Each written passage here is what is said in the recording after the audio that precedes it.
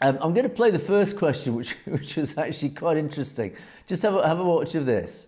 We'll do a few questions, please. Please, go ahead. Please, go ahead. Yeah. Yeah. Blue shirt. Thank you, Mr. President. People in India will naturally welcome your decision to extradite Thakur Rana to India back home. In that context, I would like to ask you a question about, in last few years, we have seen several groups in the US raising anti-India voice, calling about separation, terrorism activities in India. Do you think that should continue here in the US as well? You're going to have to go louder. Mr. President, people in India would be welcoming your decision to extradite Thakur Rana to... I can't understand a word he's saying. May I, sir? May I? May I, sir?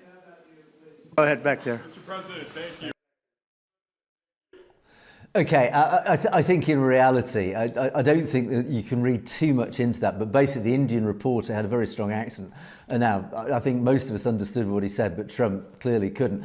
But there is an element of people saying maybe he deliberately didn't hear that question. The question essentially was, look, you've got a strong anti-India element, in other words, the Khalistan movement in the US. What are you doing about it?